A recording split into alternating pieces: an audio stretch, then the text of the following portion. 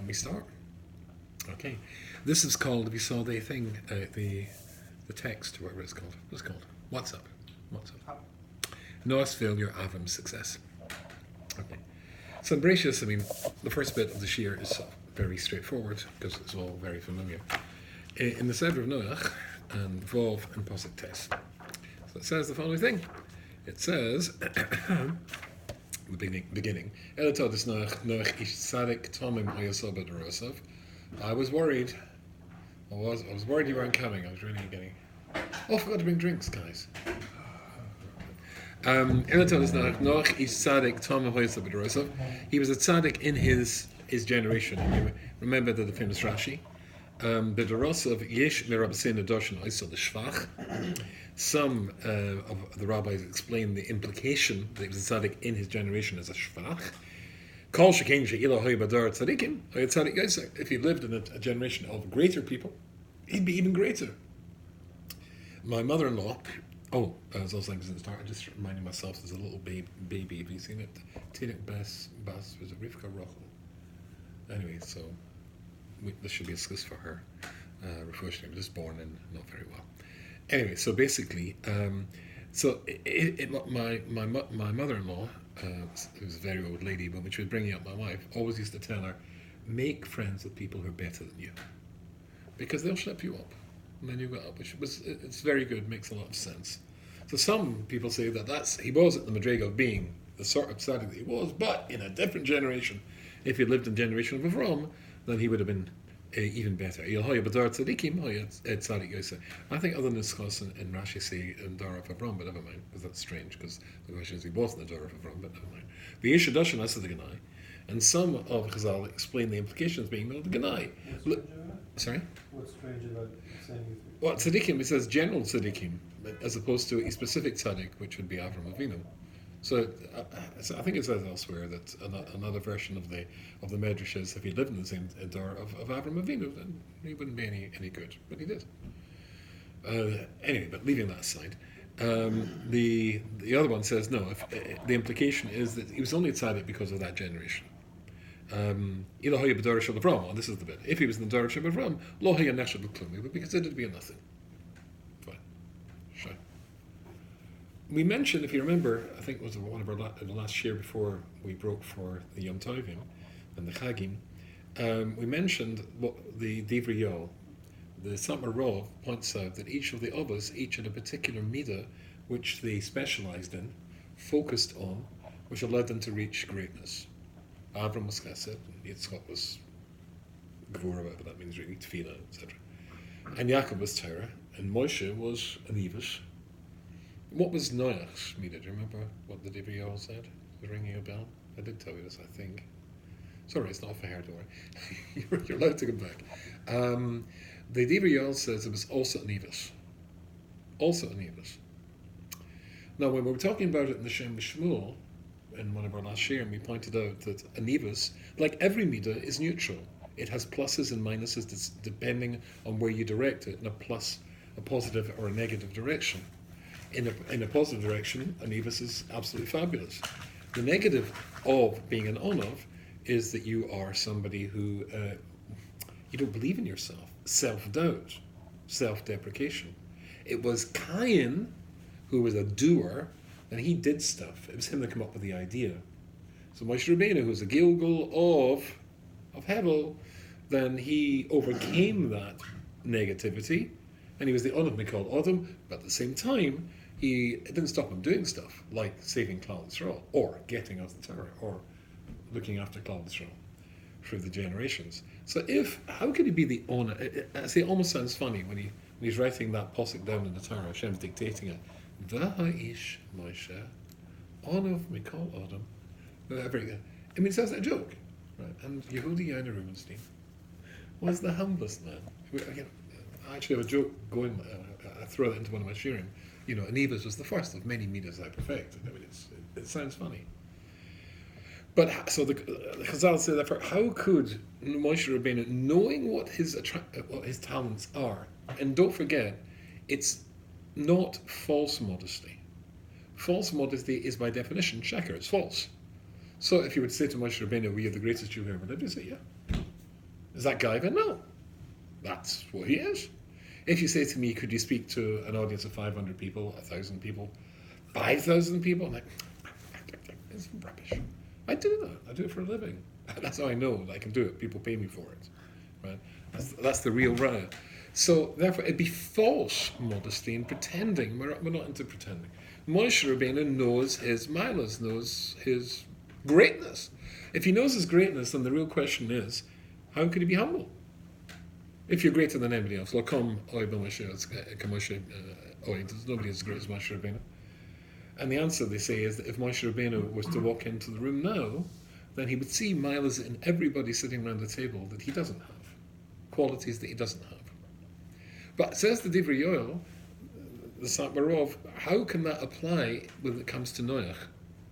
Because Hashem says they are so verstunken, would be the Yiddish translation. Everybody is so corrupt and so appalling and so awful that I have to wipe them out. So he can't walk into a room, he can't go to any human being on the planet and say, oh, he's got a mila, she's got a mila that I don't have. So how could you have humility there? Another is always contrasting yourself with someone else. Or another is absolutely. Or is I'm not worthy, I'm inadequate. No. Does it have to be comparable? No, I think if you were the only person on the planet, it'd be very difficult to say that I'm not a good human being. It's only if you've got other human beings who are greater than you, then that puts you in contextually. I know I'm not reaching them, so Sorry? I know my capabilities and I know I'm not reaching them. Right. So Yeah, but how do you know I need to be that? humble. How do you know that? Maybe that is the natural state, except if you can see somebody who is like you, who's the Gemara famously says somebody's sick, and you visit them, and then you take away sickness of their illness. We've discussed this. But it's only a specific sort of person. What's the specific sort of person? A Ben Giloi. What's a Ben Giloi? So there's two pshatim there in the Gemara. There's the Rashi and the Ran. Oh, of course, I'm going to get them mixed up, so those watching at home can rush to the Gemaras.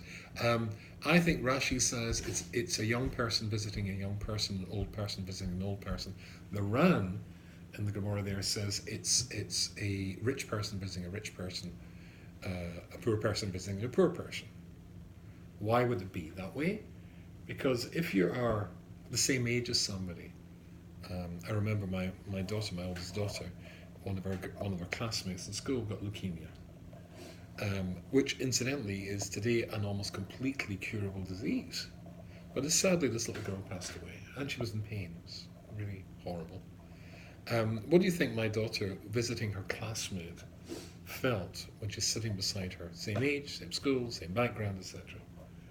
When you're visiting somebody, what do you think if you're the same as them and they are very sick? What words go through your mind? It could have been me. It could have been me. So I think I could have been me allows you, in that case, to feel the tsar of somebody, because in Shemaim, the Gezar Din, the decree is that Pliny has got to suffer X amount of pain, however you quantify X. But because Kol Yisrael Arevim Zelazeh, and because you're a Ben Giloi, either you're the same age group or you're the same income bracket, and therefore you feel Kol Yisrael Arevim Zelazeh, and you feel it could be me, then it is you. Then it is you. And you take away a fraction of that illness and they can't give it to the person anymore. But you need to have that contrast and that comparison in order for this to work. I think you need a contrast and comparison in order for you to feel I could be better. So if you see somebody who's like you, same sort of background, same sort of age, this has happened to me a million times, who know a ton more than me. I've told you before, I've got a son who knows a ton more than me. That gives you a bit of an inspiration, to do more. When the Rav recently made the siyum for Shas, I thought, Rubinstein, come on, you've not finished Shas yet. Why have you not finished Shas? He's a young man. You're not. Well, sort of. You're not, so why don't you go on to it? It's seeing somebody contrasts and allows you to think, I could be more. Not for peaking. So therefore the question is, how did Noach maintain his anivas when he couldn't walk into a room and see other people who were better than him? So the Divrei Yoel says something. Ele told us Noach ish Tzadik Talmud brother. Ele told us Noach, when he wasn't able to look horizontally across the generation to people who were greater than him, he looked at the Toldus Noach. Ele told us Noach. He was a Novi. And he saw Avraham, Yitzchak, and Yaakov, people who would be greater than him. That's how he could remain in honor. Otherwise, he's the greatest person in the world. He's going to be a huge Baal Gaiva. A bit like the reason why Hashem created a woman, according to Rashi, in Bereshis, because he'll become a Baal Gaiva. There's a God, he's in charge up there. Fine, okay. And then I'm the God down here. So you could easily have a distorted vision, unless you have somebody to contrast and compare yourself with. I'll make you an Ezer Kenegdai.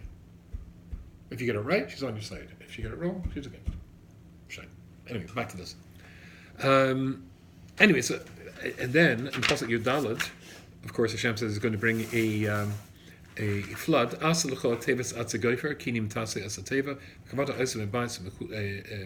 Fine. What's he got to do? So he's got a lot of work to do, a lot of stuff. Why is he? What's the purpose of the teva? What was that all about? What if I was to say, what was the teva all about? Why did Hashem ask him to make a teva? What's the answer? To save soul. Sorry? To save him. Clearly not to save him. What was the shape of it? If you see in the kids' books, they often draw it like a boat. Little sukkah on top. And the reason that boats float is because they have ballast. That's why a boat is this shape. And then they put ballast, stones, or lead, or something at the bottom, that weighs it below the water line, and that keeps, so it pivots like that in the water. That's how boats can It move. was a barge. It was a coffin. It was a rectangular box. It was totally unseaworthy. Right? The first wave, boom, will turn over. That's not very nice if you're inside. We smashed a bit. Anyway, it was a storm of incredible stuff. It was to save them? No, because it wouldn't save them. It was to let them know what was coming, says Rashi. So the whole purpose was Kadei Shiaruhu Anshi Dara Hamabel Isaac Ba Kuf Kafshan. But the Dara who were about to be killed in the flood, or could have been killed in the flood, see him banging, crashing, bang, bang, bang, building this for 120 years. But Shalom Isaac asking Mazos, what are you doing, Noah? Avahu, I'm how many says to them, also the Kodesh Baruch Hu Lehevi Mabel Olam Ulai Yeshuvu. This is very important Rashi, I think. Ulai Yeshuvu. The purpose of this was in order to make them, or give them the ability to do Teshuvah. Fine. And so again, they're going to say what you're doing, and the Lashon here to my mind is very important, and he's got to say to them, Omer Lehem, he's got to say, Osei the Kodesh Baruch. Now that's important. He's got to say it to them. How you say to somebody, how you speak to somebody will make all the difference. We'll see that remember the contrast here is between Noach and Avraham. Noach is as they say in Yiddish, he's the Tzadik in pelts. He's wearing a fur coat. A fur coat keeps you warm, doesn't warm anybody else. But Avraham Avinu, the Jew, that's your forefather, your progenitor, then Avraham Avinu, he's different. He wants to warm the whole world up. Noah keeps to himself. And yet Hashem says, don't keep to yourself. They'll come and say what you're doing, and you're supposed to turn around and say that Hashem is going to bring a Mabel to the world. How is that going to work? How is that going to work? So there is I'm going off my order here, but in Bereshis, in Pasuk Zayin, it talks about the creation of a human being. And it says the following thing. Vayetz Hashem Elokim et Adam offer min Adam. Hashem created him, offer from Adam, from the earth. V'yifach ba'apav nishmas chaim. And he blew into him a nishmas chaim. V'hiya Adam lenefesh chaim, so he was a living thing. Okay. What does that mean? So the uncle says, what did he do? V'chava ba'adam l'ruach mitmalalo. He put into him the ability to speak, the ability to communicate. What distinguishes, says Unkelos, a human being from any other creature on the planet is we can speak. Right? Now they say that whales can speak, chimpanzees can speak, etc., and Shlomo Melech, the language of the animals, but the language of the animals never wrote Shakespeare. Right? It's not that sort of language. Only we can speak in nuances and abstract terms. Only we can speak in a very sophisticated way. When Rashi comments on that, interestingly, he adds a word or two. L'nefesh chaya, av behim of chaya v'nikra nefesh chaya, even the animals got a nefesh chaya. Ach zu shal odem chaya b'shbekol nesaisav by dea v'dibur. Dea v'dibur. Now, the Rashi says, and he adds to the Unkelos, because Unkelos says that we have the ability to speak, ruach mamalalo, but he says dea v'dibur. So why does he say Dea V'Dibor? So there's a sefer on the parish of Onkelos. It's called Nefesh Ager, because Onkelos, of course, was a ger, the nephew of the Emperor Hadrian. And he asks the question, why does Rashi add Dea V'Dibor? Why is he adding to the Onkelos? And he says it's obvious that before you speak, you've got to know what you're going to say, and what you're going to say is going to have the effect that you want it to have. You need Dea V'Dibor. It's not just open your mouth, right? Too many people open their mouth and stick their feet in it, and words, as I wrote recently in one of my columns, can do a tremendous amount of damage, unless the words that you're using are extremely tailored for the person hearing it. So in my book, the book I wrote on dealing with seriously sick people, The Little Book for Big Worries, I found myself writing one chapter about the importance of words. I think it's called It's All About the Words. And I came back to it in the book. I just reminded myself recently that I wrote another chapter about the words. Get the words right and it can kill. Sorry, and it can and give life. Get it wrong and it can kill. Words are crucially important. If I say to you, I like you, right? Pleasure. And people say, yeah, you know what, Robert, is this anyway? No. But if I say, I like you, I said the same words. What am I really saying? In the second one, I'm saying, I hate you. Right. So how you say the words is going to be absolutely crucial. Okay. So here we've got Noach. The purpose, according to Rashi, is he's got to build the teva, not to save himself. It's not going to save himself. Hashem wants to do a nace and keep them going. He can sort of use a bubble and keep them going. That wasn't the purpose. Incidentally, Rabbi Dessler explains that even though he could have saved them in the bubble, why did he put them in this boat that was totally unseaworthy? And he says the answer is because of somebody. There's always Hashem, always when it comes to a miracle, weaves into the fabric of the miracle the ability for somebody who's skeptical and cynical to say, oh, it was a natural event. So Noach was saved because he built himself a big boat. Ignore the shape of the boat, it's not seaworthy. No, that's enough. It gives them an ability to choose wrong because the world was built on Bechira. Fine. Aval Pikin. I remember, incidentally, when I left Cowlall in Liverpool, and I moved across to Manchester. Manchester and Liverpool are only separated by about 40 minutes, even in traffic. And I had to get up in the morning and go there, and I was working for Or Sameach and Neve Yerushalayim, and I was teaching in the seminary, Beis Yaakov, and teaching the yeshiva. And then I was working on campus doing Kiruv V'Kavkim, or engaging in Kiruv projects with students on campuses in Manchester. But the official, in England, they've got official campus rabbis. It's got a student chaplain. And the fellow who was there before, he decided to leave, a wonderful fellow called Rabbi Avraham, his son. And Or Sameach, whom I was working for, very much wanted me to take the job. Because they were scared that somebody who would get the job would keep out Or Sameach from campus. So if I was the official guy, Or Sameach was in. But I didn't want the job. I liked what I was doing. I liked being the Or Sameach man, not to be the official chaplain. Or Sameach is just bringing people back to Yiddishkeit. The job of being the chaplain is you're looking after the students' welfare first and primarily. So, and I was quite good at that. I liked fighting with anti-Semitic bullies, which I did quite a lot of over the years. But anyway, I had to go to the interview. I didn't want to pass the interview. So when they asked me really silly questions, so it was a big long table. All the students were on one side, and all the machers, the old fellows, they were all very old, were on the other side. And because I didn't want to get the job, if somebody asked a really stupid question, instead of being very nice, I just sort of like reacted. So I remember one old fellow said to me, Rabbi Rubin, if you get the position, what would you do about a Jewish student on campus who wanted to have nothing to do with you? I said nothing. Now, of course, I wanted the job. I would have come up with all sorts of brilliant ideas. I said nothing. And I said, let me ask you a question. When I think back to this, I'm so embarrassed. I said, let me ask you a question. If somebody comes up to you in the street with a leaflet for Jews for Jesus and tries to get you to take it, are you going to take it? Of course not. I said, is there anything he can make you to do to make you take it? No.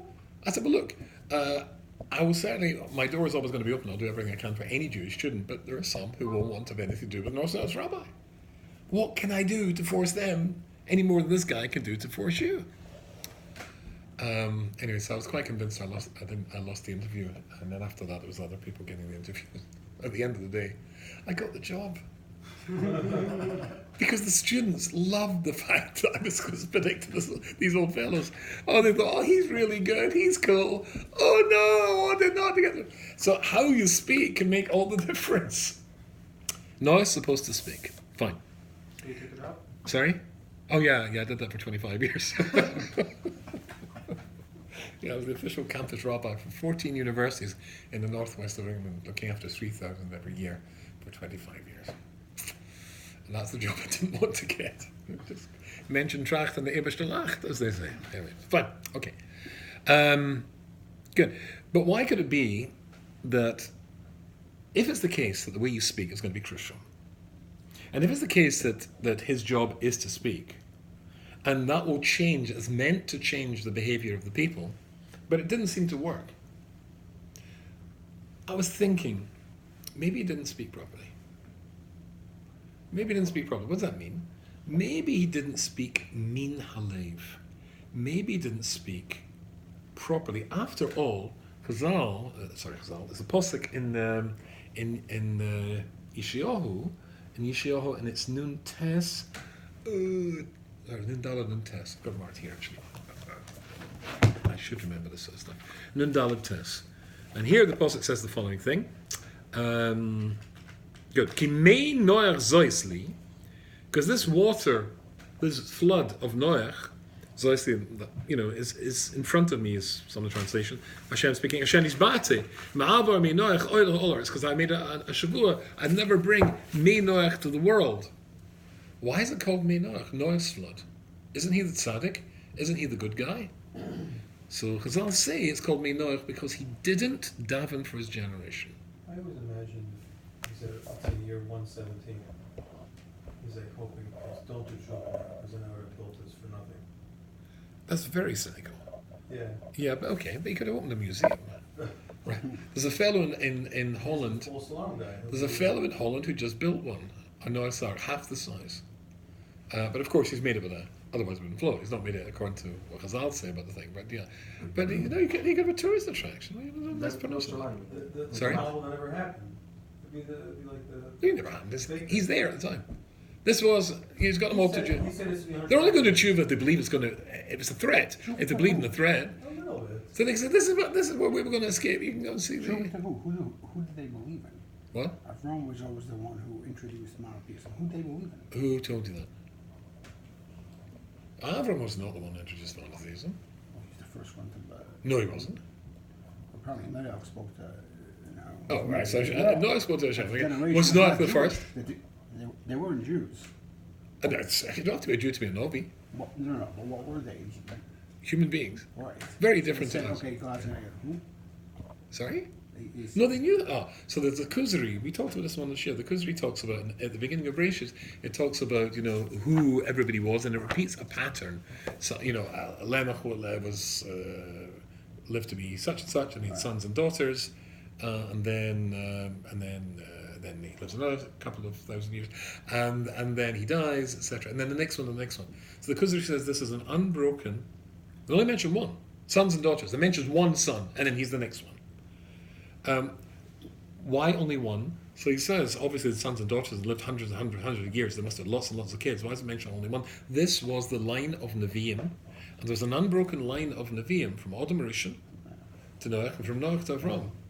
After all, when Avram is able to come out the cave, his mother, there's a big excuse to say her name, Amslebas Carnival. When she takes him out, where does she send him? To the Shiva Shem and Ever. The Nevi'im. Right? So therefore, what did Avraham Avinu do? He wasn't the first one to believe in Hashem. Certainly not. He learned and he refined it. He was the first person to discover Hashem for himself. But after he discovered, you know what? You've got natural talent. There's a school for this. And he goes there as well. So that was an unbroken chain. Anyway, but suppose, the question really is, suppose that really Noach didn't want to save them. I mean, way deep down. It's very interesting. The Pasuk says in Zion. Rashi's also saying, he didn't believe that they're going to make trouble. Oh, maybe. maybe. Interestingly, in Posuk Zion, in Perik Zion, it says the following thing. It says, "V'yova Noach u'bonav." So now they're going into the ark, right? But that's part of the problem. What? Hashem tells him, you go build a table and tell them to do true. He's like, all right, I'll tell them, but they're not really going to do it. He's not really telling them. Oh, so that's but we need a ride for this. V'yova Noach u'bonav v'ishtoi v'shnei bonav itoi el hateva. So listen to the lashon. This is the Alshach. Listen to the lashon of the Pasuk. Oh, it's actually Rashi as well. V'yova Noach. Noach comes Uvanov and his sons, v'ishta and his wife, Shnei Bonov, and Nishei Bonov and his daughters-in-law, Ito enter the Teva, Mipnei Miyamal, because of the flood. See how that worked? Let's do it again. Here's Noach, Ubonov, and then Ishtoi, and then Nishei Bonov. So each couple is separated from each other. And Rashi says that, and the Alshach says that too, that when people are in Tsar outside, it's inappropriate to carry on normal married life. When people are dying outside. But they are dying, because they're so bad they've not done Shuvah. And Noach is a Tzadik, and Noach recognizes that. But it's funny, there's somebody in England called Jeremy Corbyn, Yomashimai. And Jeremy Corbyn, and now they've got a general election coming, so of course all the Jews are terrified because of his anti-Semitic credentials. Exactly what's going to happen. And a friend of mine who is a socialist, a communist really, we were school chums together in Glasgow when we were about 15, and he was a reform guy at the time. But we are still at Hayom Hazeh very close friends. And he put up in his Facebook page something about how how Corbyn, when he was a councillor in London in the local government, he stopped a building on top of a Jewish graveyard. And someone was bringing this right that he's not anti-Semitic. So I put it on my Facebook page. Yeah, Jeremy Corbyn has no difficulty and no trouble at all with dead Jews. It's the living Jews that he's got a problem with. And it's easy to be nice to dead Jews. So it's nice to imagine Noach going into the Teva, Taka, COVID, people are outside, they're in Tsar, people are dying. So therefore it says Noach, Ubonov, so he's separated from his wife, the Ishtoi, so that's the boy's mother there, separating them from their wives. When they come out of the ark, then it's Noach and his wife and the sons and daughters, because people have stopped dying. So, okay, fine, he's got COVID, but he's got COVID for dead people. But they're Rishoim! Right? So it's called me Noach because he didn't daven for them. He didn't daven enough for them. Now, this idea we find by the Egel Azov. I mean, I've mentioned this before. The Egel Azov, Moshe Rabbeinu says, I'm going to go up to the mountain, I'm going to be there 40 days and 40 nights, and I'll be back. But the look is Gebaldik. And of course, he didn't mean that the day that he was talking to them as part of the Cheshvan. Because when he's talking to them, already part of the day has disappeared. So 40 days, that means 40 complete days. That means that the clock starts ticking from tomorrow. But they started the clock ticking for today, so they expected him to be back a day earlier than he meant to go back. So what happens is that he's not back. What happens? Panic! Ah! Right? Eagle, like an eagle. And that's very, very strange. It's very strange because everybody knows, the old joke about the Jews shipwrecked on a desert island. Shipwrecked on a desert island, and eventually after 10 years, a boat goes past, and they come to rescue him. And the captain says to them, they're ashore, and how long have you been here? 10 years. Oi, he says, Jewish captain. Oi, he says, how did you survive? I said, I'll show you where I lived. So he takes them through the trees, and he comes to a little clearing, and how's the joke go? I think it's four grass huts he's made there. He says, what's this, little village? He said, well, that one to the left there, that's my house, that's where I live. Nice. And the one next to it, that's a synagogue. Oh, right, yeah. Yeah, it's a shul, yeah, and that's my weekday synagogue. And the one next to that, that's my Shabbos synagogue. In the fourth one, I don't daven in that synagogue. Right? So the funny bit of the joke is that a Jew can even have a fight in the machlokas with himself on a desert island. That's the way the joke goes. But look, the truth is, Hashem Yisborach says we're amkshe orif. We're stubborn, and we're sometimes a little bit, what's the word? Cantankerous. Cantankerous is a good word. Let's use, because I'm tired, I can't think of any words. Cantankerous, okay? So why my shaila always was, there's 600,000 Jews. And Moshe's not back. And they all panic. Why wasn't there one old desert island Jew? They said, "Hey guys, what you talking about? Don't be stupid. Maybe he meant that the day he was talking to us was not part of the cheshbon." Killed him. Right, that's right. Why till tomorrow? Why didn't one guy stand up and make this machal? So the Chovos Levavos says that because deep down they didn't want to. Deep down they didn't want to get the luchos. Deep down they didn't want to get the Torah. Not because they were showing they were scared they weren't going to be able to take it. So therefore that's why they didn't look for an alternative which would stop them panicking, because there was a part of them that didn't really want this. And it sometimes comes out in the way you speak. Is it meglich that Noach also had deep down a lack of enthusiasm for this project? You should understand if you hold that he wasn't a tzaddik in No, everybody says it's different tzaddik. generation. Oh no, he's still a tzaddik. Generation. Yeah, that's true. The Oretz Ofen is a beautiful sefer, the Alta from Zabodka, and I'm very, very fond of the sefer. Renosas V. Finkel, and Renosas V. Finkel, he has got in the third chelik a little mimer in this, and it's actually a page in Kes, which is nice and interesting.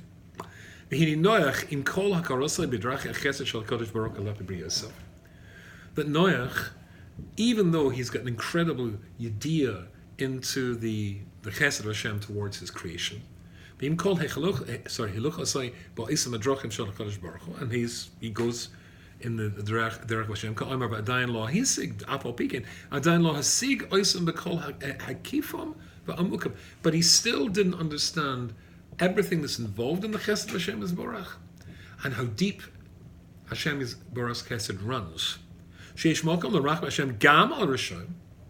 That the Rachmanis of Hashem extends even to Rishoyim, Gemurim, v'av l'achsha nigzer alehem kali, even after the Gezar Din is out, that they deserve to be destroyed. At the moment that Hashem says he's going to bring a Mabul, to destroy all human beings. He didn't stand up to challenge Hashem and to get rid of this Gezerah. Lavakish Rachmanim, to ask for Rachamim. Kifishim and sign in Chazal, it's going to say, it's a Zohar, Ishtik, he was quiet. He didn't say a thing, nor did he ask for Rachamim. Is his relationship with his fellow man during his generation the same responsibility that Moshe felt toward Klal Yisrael? I would think so.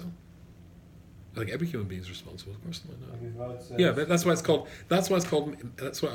I'll say, that's what Rashi says. He didn't daven for his generation, so he should have. But it's that same Yeah. level of arvos. Oh no, nobody's as great as Moshe. But yeah, that same. Jew. Sorry, Your fellow Jew, you have a responsibility toward your family. there are no Jews at that time, so you're a fellow human being. You're a novi. You're a novi for humanity. Like if God says tomorrow I'm going to wipe out Iran, we'll be like, oh cool. No, you should never say, "Oh, cool."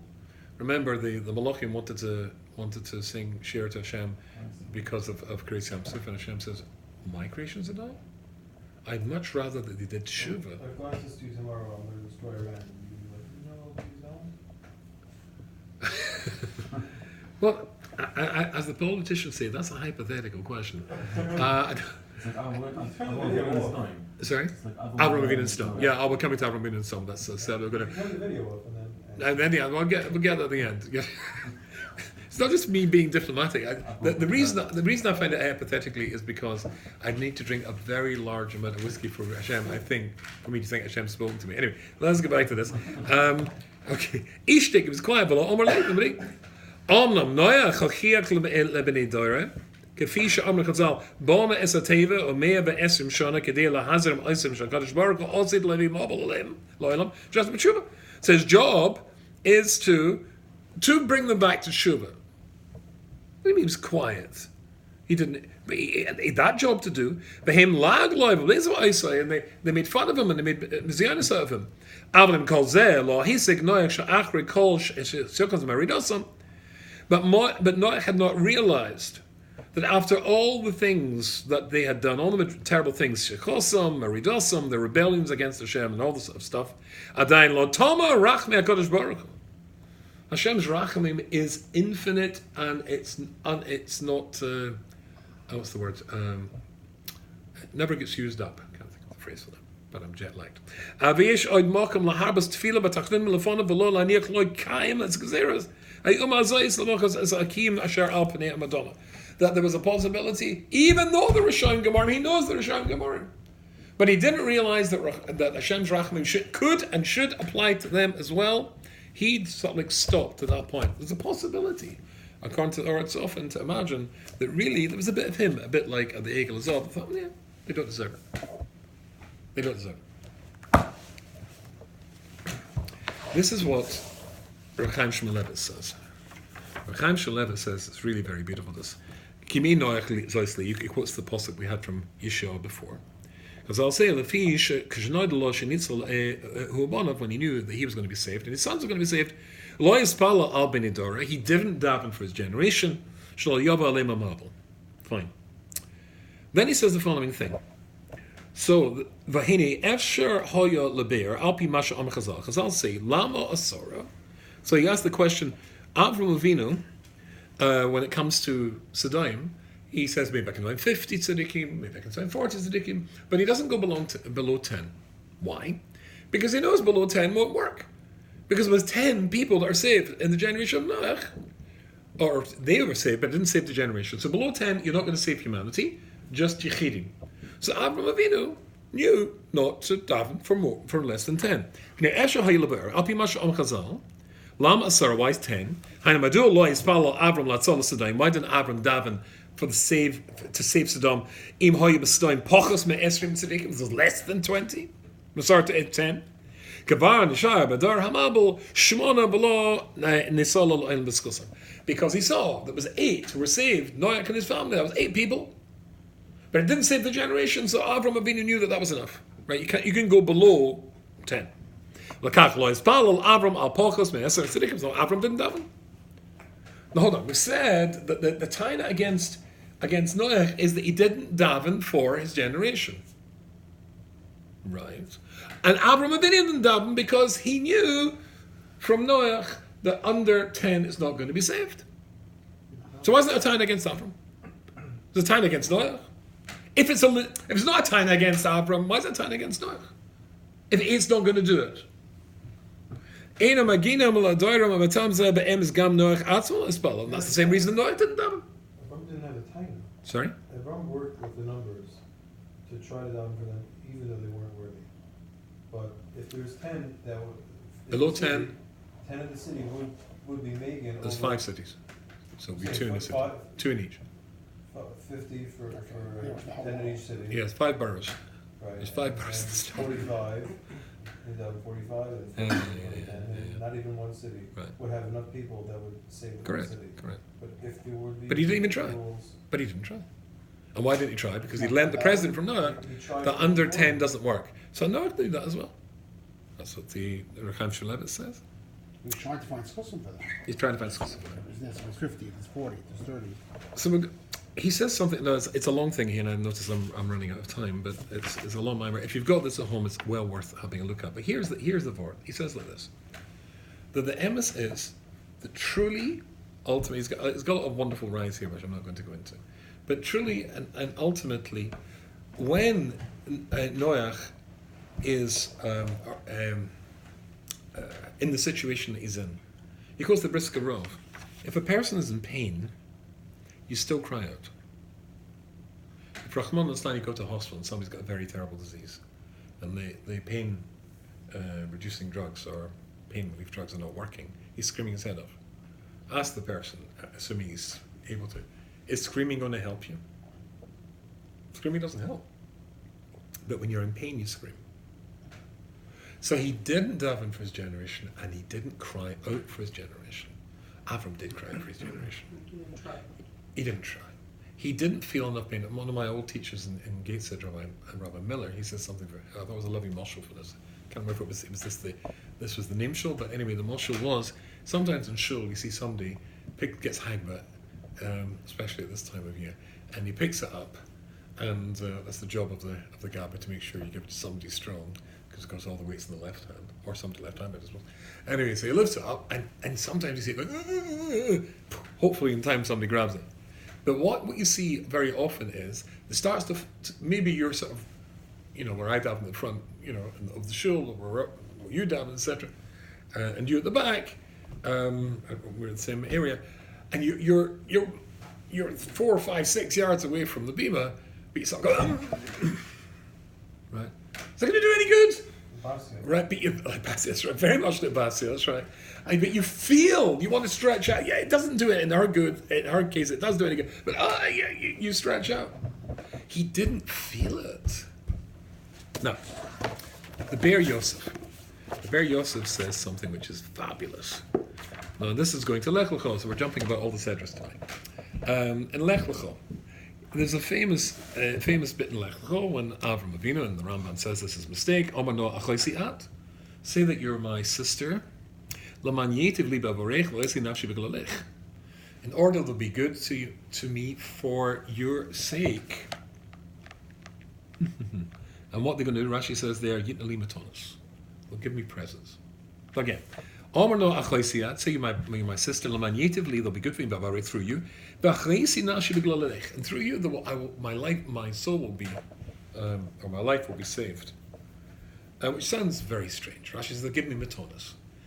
At Rabboisai, was Avraham Avinu interested in Gashmias? When the king of Sodom offers him a reward, a huge reward, for saving and bringing back his population in the war between the 4 kings and the 5 kings, Avraham Avinu famously said, I don't even want a shoelace. I don't want a shoelace. Son of a Tanas Yechia. I told you I went to the Living Torah Museum. If you've not been there, you really must go. And the fellow in charge of it, Rabbi Deutsch, is a wonderful person. He said that, I think I told you, it's a coin collection. He's got all the coins. And when he showed us Rabbi Yashiv, he wanted a set. And I think Reb Chaim also wanted a set as well. Anyway, so he said, how much are they? So he said whatever it was. Of course, he gave him a cheap price. No, he said, no, first of all, I said, no, just take Son of Tanas Yechia. And he was outraged, the idea of taking something for nothing so much. So, of course, he didn't tell him what the right price was. And then he got all these dollar bills and collected them, brought them back, and paid for the thing. And I think Reb Chaim got one as well. He also said, I heard that it was Shver, wasn't it? Reb Elshah was Shver. My Shver. So he got a set of the coins as well. Why am I telling that story? Okay, so, was he interested in money? Was he interested in matonas? No. Was Avraham Avinu interested in matonas? But Rashi says, it's only a little shtick. I've got to read this to you because this is very esoteristic. Listen to this. Are you really imagining that Avraham Avinu was really hoping to get matonas through Sarah? As all the Mefarshim asks. So says the Bear Yosef, is a wonderful savior. He says, the truth of the matter was that he wasn't worried. He shouldn't really have been worried that they would kill him.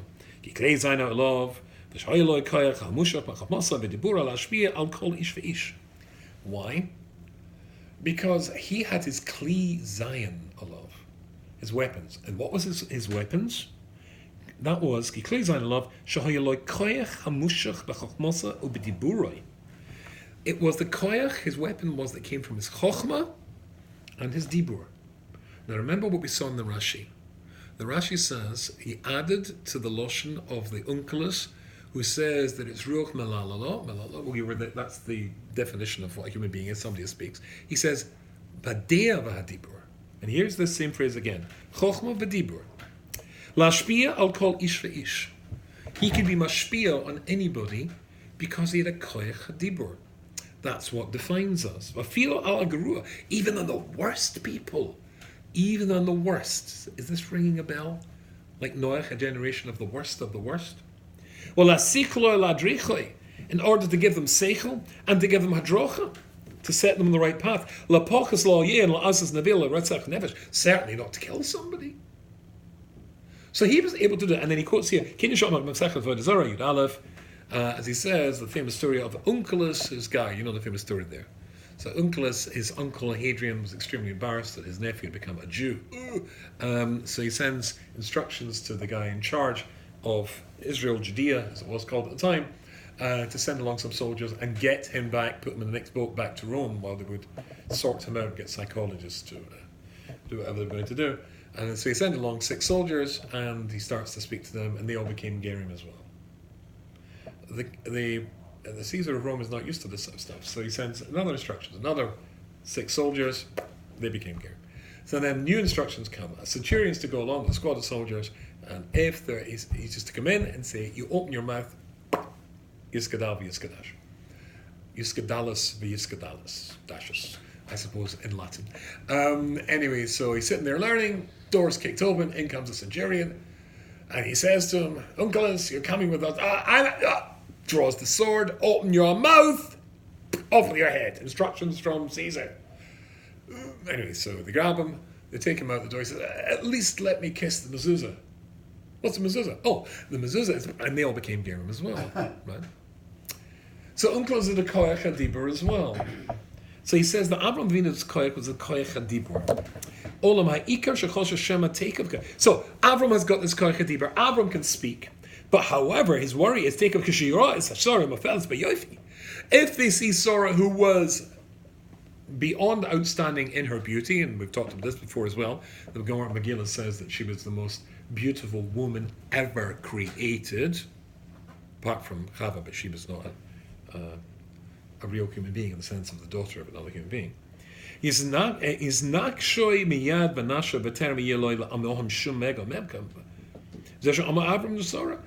That means they'll kill me before I get a chance to speak. We'll not get down to the business of discussions, oh, we want this woman for Pharaoh, she's very beautiful, how much would you want for her, and all that sort of stuff. Or they'll just take me and kill me, because they think I'm your husband. But if you're a sister, then we'll enter into negotiation, I'll start to speak to them. With my koyach hadibur, I can do this. And that's why it says, when they see her, and they say it's your wife. But her guys, then they'll kill me straight away. I won't get the chance to speak. But when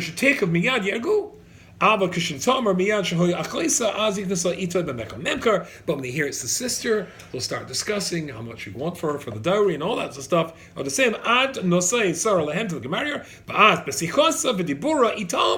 and with his conversation with them, and he'll make lots and lots of gerim, which of course he did. So Avraham Avinu has a koyach hadibur, and the koyach hadibur is what defines a human being. But the koyach hadibur is not just what defines a human being. Kol shekain is what defines a novi. So Noach must have this koyach hadibur. And Hashem says to him, build it, so they say to you what you're doing, and you will say. But suppose you don't believe in them enough. Suppose you don't believe that they deserve enough, that the koyach of Hashem is endless and inexhaustible, which is the word I couldn't remember before because I was exhausted. Sorry? It's up to you to believe they deserve it. That's exactly right. But if you're not really into it, even though you're right, but that's the tie-up. That's why it's called Noach. His failure is, as the Oretz often says, that he doesn't believe enough in the project of saving these. He doesn't believe in them deserving being saved. Sorry? Yes, he went in with they mehamabo. Yeah. So therefore, what's the difference between what's Noach's failure and Avram's success? Avram's success is his koyach hadibur, which he's willing to put even, as Avi said before, for Saddam, who are the worst of the worst as well. But he davens for them, because Avram knows that Hashem's Rahmanis is endless, and there might be a way to save them, and might be a way to change them. But Noach, he's the Tzadik in pills. That means he's not got a view that goes that way, it's a view that goes that way. The Jew, the prototype of a Jew is somebody who's interested in other people, other human beings, Jewish or not Jewish, can be mashpia in other human beings, wants to be mashpia in other human beings in order to help them. The Noach was only interested in a small circle, and we're interested in a large circle, the one that we're on, the one that keeps going round and round, and everybody that's in it.